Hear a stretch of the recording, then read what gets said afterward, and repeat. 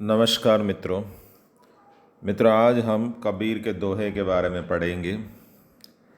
मगर इससे पहले कि कबीर के दोहे पढ़े, इससे पहले आपको ये जो वीडियो पसंद आए तो लाइक और सब्सक्राइबर और शेयर ज़रूर करना, यानी अन्य को भी उस दोहे के बारे में जानकारी मिल सकती है।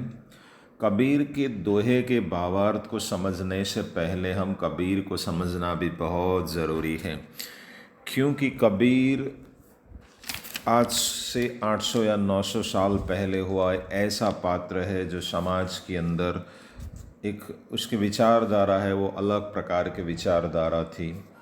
और उसी के हिसाब से देखते हैं कि कबीर का जन्म कहाँ हुआ था। 1398 के अंदर कबीर का जन्म हुआ था और 1518 में उसकी देहांत हुई, यानी कबीर का आयुष्य 120 साल का था। सबसे पहले आश्चर्य की बात तो ये है कि कबीर का जो आयुष्य है वो बहुत ही लंबा है।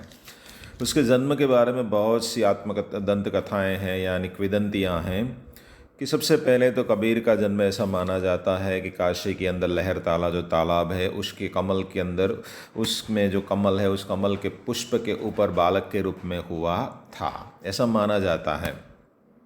उसके बाद कुछ ऐसी मान्यताएं भी हैं कि कबीर का जो जन्म है वो काशी के एक विधवा ब्राह्मणी के गर्भ से पैदा हुआ था, जिसको भूल से रामानंद जी ने पुत्रवती होने का आशीर्वाद दे दिया।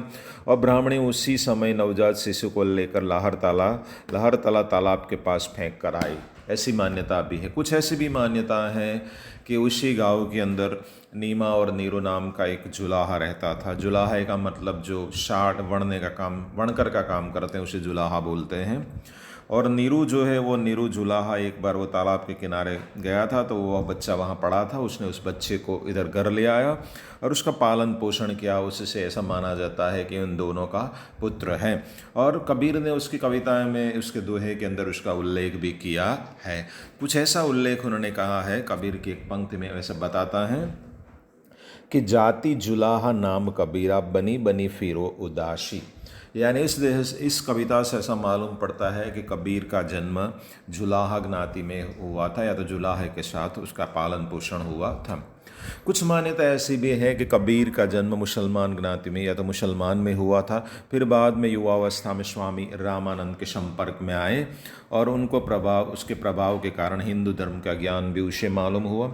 उसके बाद कुछ ऐसी भी मान्यता प्रचलित है कि पंचघाट में एक बार सीढ़ियों से उतर रहे थे, यानी कबीर उसी समय रामानंद जी वहाँ से पसार हो रहे थे और उसका फिसल जाने के बाद उसके शरीर से स्पर्श हुआ और उसी समय रामानंद जी के मुंह से राम राम शब्द निकल पड़े। और ऐसा माना जाता है कि कबीर का ये दीक्षा मंत्र बन गया और उसी के बाद उन्होंने अपना ज्ञान यहाँ से शुरू किया। ऐसी कुछ मान्यताएं कबीर के बारे में हैं।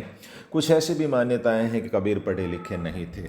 आपके पुस्तक में लिखा गया, देखो, मसी का गद छुओ नहीं, कलम गहो नहीं हाथ, यानी शाही और कागज़ को तो छुआ तक नहीं कबीर ने। फिर भी हमें ऐसा लगता है कि कबीर ने इतनी अच्छी ज्ञान और इतना अच्छा ज्ञान कहाँ से प्राप्त किया, ऐसा हमें भी कई बार मालूम पड़ता है। मगर इसके बाद कबीर के जीवन का जो रहस्य है, वो जीवन का रहस्य ऐसा माना जाता है कि कबीर पंथियों ने उसके बाद में बहुत सी बातें कबीर के बारे में प्रचलित की है। कुछ लोग मानते हैं, कुछ लोग नहीं भी मानते हैं। फिर भी हम कबीर के साहित्यिक जीवन के बारे में भी देखते हैं कि कबीर जो है वो सामाजिक व्यवस्था के कारण कबीर को विधिवत शिक्षा तो प्राप्त नहीं हुई, फिर भी वो पंडित कहलाते थे। और उसके बाद स्वामी रामानंद जी जो है उसके वेदांत का या सूफी कवि शेख तकी के सूफी मत और वैष्णव साधुओं के संपर्क से उसमें अहिंसा का भी ज्ञान प्राप्त हुआ, ऐसा माना जाता है। उसकी जो कविताएं हैं वो कविता हृदय के तार को झंझना देने वाली है। कबीर ने अपने युग की विसंगतियों तथा अंतर विरोधों को देकर अपनी कविताओं के माध्यम से उन पर खुलकर तीखा प्रहार भी किया गया है। यानी कबीर की जो कविताएं हैं वो ज़्यादातर संदूकड़ी बोली में लिखी गई है। और संदूकड़ी बोली मतलब इसमें खड़ी बोली, ब्रज भाषा, पंजाबी, पूर्वी हिंदी, ऐसी अवधी, ऐसी जातियों को मिलाकर वो बोली बनती है। उसके कारण और ये सभी बीजक नामक उसके प्रसिद्ध ग्रंथ में उसमें बताया गया है।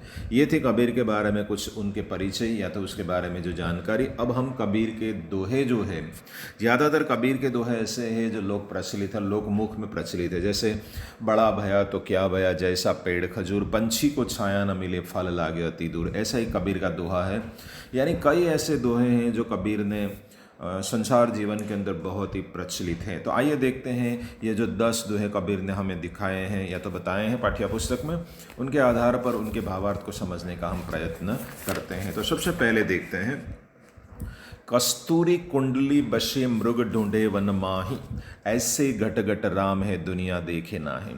कबीर का ऐसा मानना है कि जो कस्तूरी मृग है वो कस्तूरी मृग सुगंध की तलाश के अंदर दूर दूर तक भटकता रहता है। ढूंढे वन माही यानी पूरा जंगल छानबीनता है, जो उसकी नाभि में है वो कुंडली बशे यानी जिस सुगंध की तलाश में वो भागता है वो तो उसकी ड्यूटी के अंदर, गुजराती में बोलते हैं कुंडली या तो नाभि के अंदर पड़ा है, फिर भी वो उसे ढूंढता रहता है। उसके बाद उसको समझाने के लिए कबीर ने समझाया है कि ऐसे घट घट हमारे संसार जीवन में भी बहुत से ऐसे अनश्रद्धालु लोग हैं जो परम तत्व या तो सत्यों को ढूंढने के लिए पूरी दुनिया छानबीनते, मंदिर जाते हैं, मस्जिद जाते हैं, चर्च में जाते हैं, कहीं कहीं पर भगवान या तो सत्य तत्व या तो परमात्मा को ढूंढने का प्रयत्न करते हैं, मगर कहीं पे नहीं मिलता है। गुजराती या तो हिंदी में एक शेर है कि जिसको मैंने ढूंढा गली गली वो तो मेरे घर के पिछवाड़े मिला। यानी हम जिसे दूर दूर ढूंढते रहते हैं वो हमारे पास रहता है, फिर भी किसी को ऐसा ज्ञान नहीं। यानी कबीर का मानना ऐसा है कि भगवान हर एक के हृदय में बसता है, सर्वव्यापी है, फिर भी लोग इसे ढूंढते रहते हैं, कहीं भी जगह पर होते हैं।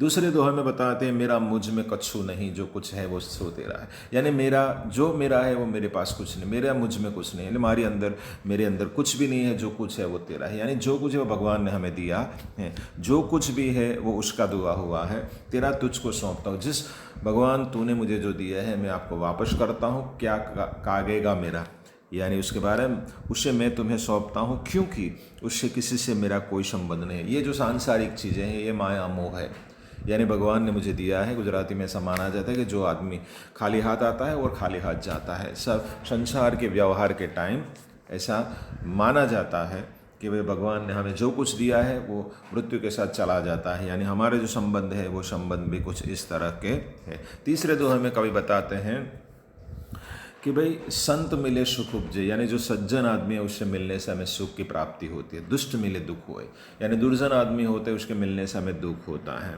सेवा कीजिए संत की तो जन्म कृतार्थ सोए, यानी कबीर जी ऐसा मानते हैं। ऐसा समझो कि 708 साल पहले कबीर ने जो लिखा उस टाइम कुछ ऐसा था। संत यानी जो सज्जन आदमी होते हैं, दुष्ट यानी जो दुर्जन। हाँ, इस समय भी आज के साल के अंदर अगर देखा जाए तो हमारे जो मित्र हैं वो अच्छे मित्र होते हैं तो हमें लाभ होता है, बुरे मित्र होते हैं तो हमें नुकसान होते हैं। यानी बुरे मित्र की संगत करने की वजह से हमें कई बार जीवन में बहुत कठिन परिश्रम या तो बहुत कठिन परिणाम भी भुगतना पड़ता है, मगर अच्छे मित्र जीवन में हमें प्रगति करवाते हैं उसके संग से। तो ऐसे आदमी को बनाए रखना चाहिए इस समय। उसकी सेवा का मतलब उसे बनाए रखो, उसके साथ संबंध बिगाड़ो मत। जन्म कृतार्थ हो उसके इसके हिसाब से, यानी हमारा जो जन्म है वो सफल होगा, सुख प्राप्ति होगी, संतोष प्राप्ति होगी, आनंद से हम रह सकते हैं। मगर दुर्जन हमारे जीवन में कोई ना कोई उपाधि प्राप्त करवाता रहेगा। चौथे दोहे में बताते हैं कि अहरन की चोरी करे करे सोई का दान, ऊंचे चढ़कर देखते हैं कौतिक दूर विमान। यानी एक कहावत भी है कि कातर की चोरी करे और सोई का दान करे, ऐसे गुजराती में ऐसा बोला जाता है, मगर हिंदी में ऐसा है कातर यानी जो कापड़ कागज़ काटते हैं ना वो, मगर इतनी बड़ी चीज़ हम लेते हैं और उसके सामने छोटा सा दान कर देते हैं। अहरन की चोरी करे, अहरन का मतलब ये जो मोची लोग होते हैं, जो चमार लोग होते हैं, वो बूट चप्पल बनाने के लिए वो अहरन रखते हैं। अहरन की चोरी करे यानी अहरन की बड़ी वस्तु की चोरी करते हैं और सुई का दान करे, एक छोटा सा दान करके ऊंचे चढ़कर, कबीर तो ऐसा बोलते हैं कि ऊंचे चढ़कर देखते हैं कौतिक दूर विमान। ऐसे लोग जो मिथ्याभिमानी है, ढोंगी लोग है, अप्रामाणिक लोग हैं, ढंग से ढेर सारा कमा कर इतना सारा कमा लेते हैं और छोटा सा दान करते हैं और फिर इशारा करते हैं। इन सभी बाबतों पर कबीर इशारा करते हैं कि ऊंचे चढ़कर यानी ऊपर चढ़कर देखते हैं कि स्वर्ग से हमें आने वाला विमान तो नहीं लेना है, यानी स्वर्ग प्राप्ति की जो आकांक्षा रखते हैं वो गलत है, क्योंकि उनके जो कर्म हैं वो कर्म अच्छे नहीं हैं। फिर भी वो ऐसा मानते हैं कि मैंने इतना कमा कर इतना दान किया, वो अच्छा वाला काम है, स्वर्ग वाला काम है। ऐसा लोग मान्यता कबीर ने सती की है। उसके बाद सोना सज्जन साधु जन टूटी जुरे सो बार, दुर्जन कुंभ को महार के एके दका दरार। इस दोहे में कबीर ने ऐसा बताया है कि जो सज्जन आदमी होते हैं वो हमेशा संबंध बनाए रखता है, और दुर्जन आदमी छोटी सी भी भूल हो तो भी वो संबंध बिगाड़ देते हैं, ऐसा बताया है। यानी कि जो सज्जन और साधु लोग होते हैं वो बार बार जुड़ते रहते हैं और सज्जन अच्छे लोगों से संबंध बनाकर उसे कायम रखते हैं, जबकि दुर्जन होते हैं वह व्यवहार से उल्टे होते हैं। जरा सा भी दरार वाले आते हैं, दरार आती है या तो कोई बिगाड़ होता है तो धक्का, जैसे उसने बताया है कि दुर्जन कुंभ कुम्हार, जो कुम्हार आता है ना, जो उसके कुंभ के जैसा होता है, जो माटी का होता है, यानी थोड़ा सा भी धक्का लगता है तो टूट जाता है। कबीर के जो उदाहरण है बहुत ही अच्छे होते हैं। उन्होंने बताया कि दुर्जन आदमी कुछ ऐसा है, अगर छोटी सी भूल हो तो वो संबंध तोड़ देता है, उसको लड़ाई झगड़ा करता है और उसको खींचता है लंबे तक, और उनकी वजह से हम उसके साथ ज़्यादा संबंध नहीं रख सकते। यानी सज्जन आदमी होते उसके साथ हमेशा संबंध बनाए रखने का प्रयत्न करते हैं, और दुर्जन आदमी छोटी छोटी बातों पर लड़कर उस संबंध को बिगाड़ देते हैं। जैसे कुम्हार का जो घड़ा हाथों है या तो कुंभ होता है, वो थोड़ी सी बात में भी टूट जाता है, मगर वो सोना है, कई भी बार तोड़ो तो भी जुड़ जाता है, फिर सोना सोना ही रहता है। उसके बाद रूखा सूखा खाइए, ठंडा पानी पीवे, देख पराई झुपड़ी मत चल जाए। इस दोहे, कबीर के इस दोहे से मुझे मीरा याद आती। मीरा भाई भी कुछ ऐसा कहते हैं कि भगवान जिस परिस्थिति में रखे उस परिस्थिति में रहना चाहिए। और आदमी को ये बात भी बिल्कुल सही है कि अगर आपको अच्छा खाना मिले, बुरा खाना मिले, ठंडा पानी मिले, गर्म पानी मिले, जो परिस्थिति है उसके एक्सेप्ट कर लेना चाहिए, स्वीकार लेना चाहिए। किसी के देख पराई चूपड़ी, यहाँ पर चूपड़ी का मतलब जो घी लगाई हुई रोटी होती है, उसे देखकर हमारा मन ललचाना नहीं चाहिए, हमें लोलुपता नहीं होनी चाहिए, हमारे मन में दुख नहीं होना चाहिए। जैसे ऐसा बोला जाता है किसी की झोपड़ी, किसी का महल देखकर हम झोपड़ी नहीं तोड़ सकते, सही बात है। उसी तरह वो जो घी वाली रोटी खाते हैं, ऐसा मतलब थोड़ा है कि वो हमें भी वो ऐसा मिले, उसने कुछ मेहनत परिश्रम करके ये प्राप्त किया और हम कुछ नहीं करने और फिर ऐसे ललचाते रहते, वो गलत बात है। इसके बाद के जो दोहे दूसरे पेज पर देखो, 3 जो दोहे वहाँ पर दिए गए, इसमें से 8वें नंबर का देखो, कबीर इस संसार में पंच रत्न है सार। इसमें कबीर ने बताया है कि कबीर कहते हैं कि संसार में रत्न जैसी बहुमूल्य 5 वस्तुएं हैं, संसार में बहुमूल्य 5 वस्तुएं हैं, संसार का तत्व समाया हुआ। इन जो 5 चीज़ें हैं, इनमें संसार का रहस्य छिपा हुआ है। साधु मिलन, जो सज्जन आदमी के साथ हम संपर्क में रहते हैं, वो भी एक बहुत बड़ी बात है, बराबर। जो भी सज्जन आदमी होते हैं, साधु का मिलना यानी सत्संग। उसी समय कबीर ने जिस टाइम ये कविता लिखी होगी, ये दोहे लिखे है, उस टाइम में साधु मिलन यानी सत्संग। आज की तारीख में जिसके साथ हम मिलते जुलते हैं, उस आदमी की सत्यता, हरि भजन यानी भगवान का समय दो, भगवान की भक्ति करो, दया दीन उपकार यानी जो गरीब है उसके दीन यानी पशु पक्षी इन सभी के प्रति दया बताओ, जो गरीब है उसके प्रति उपकार करो। इन सभी चीज़ों से हमारा जीवन बनता है, यानी हमारा जीवन एक सत्य तत्व परमात्मा तत्व जैसा बनता है। कबीर ने इस दोहे में ऐसी बात की है। कांकर पाथर जोरी को मस्जिद लाई चिन्ह, बहुत बढ़िया दुआ है। ता चढ़ी मुल्ला बांग दे, क्या बाहिरा हुआ खुदाए। संसार की धर्मांधता के बारे में कबीर ने कहा है कि जो आदमी, ये संसार के लोग कैसे जोर जोर से भगवान को बुलाते हैं।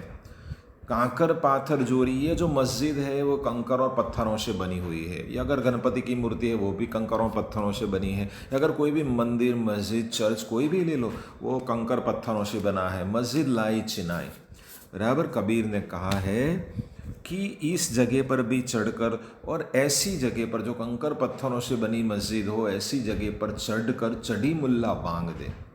ऐसी जगह पर चढ़कर जो मुल्ला होता है वो जोर जोर से भगवान को पुकार रहा है, बाहिरा हुआ खुदाए, बराबर। जोर जोर से कैसे पुकार रहा है। कबीर पूछते हैं कि खुदा क्या बाहरा है, इसे इस तरह जोर जोर से पुकारने की ज़रूरत है।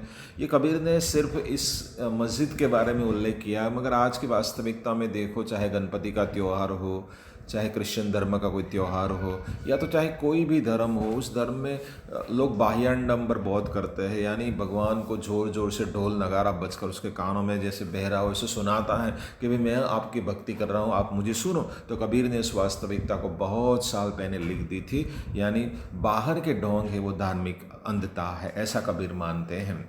और अंत में कहा है, दुख में समीरन सब करे, यानी दुख में तो सब भगवान को याद करते हैं, सुख में करे ना कोई।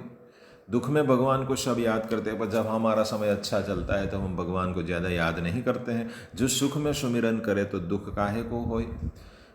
जिस आदमी सुख में ही सिर्फ भगवान को याद करता है, क्या बताया है कि कबीर कहते हैं कि चाहे दुख हो या सुख, भगवान को हमेशा स्मरण करना चाहिए, मगर हम ऐसा नहीं करते। सुख में स्मरण नहीं करते, सिर्फ दुख का टाइम है भगवान मुझे मेरे सभी दुख माफ़ कर दो, मेरा ये हुआ, मेरा ऐसा कई तरह के हम भगवान के पास मांगते हैं, यानी दुख के समय, मगर सुख में इतना याद नहीं करते हैं। इन सभी दोहों से कबीर ऐसा बताना चाहता है कि वे संसार जीवन है, वो संसार जीवन के अंदर कुछ बातें ऐसी होती है जो हमें सर्वमान्य बाबत होती है, उसको हमें रखनी चाहिए। गरीबों का ध्यान रखना चाहिए, बराबर धर्मांधता को दूर करनी चाहिए। हिंदू, मुस्लिम, सिख, ईसाई सभी को एक साथ मिलकर रहना चाहिए, जिसके कारण कबीर की इस विचारधारा को आज पूरी दुनिया में मानते हैं। बराबर धर्मांधता है उसको भी मानते हैं। अगर आपको ये पार्ट अच्छा लगा, ये दोहे, तो आप ज़रूर लाइक और सब्सक्राइब करना। Thank you very much.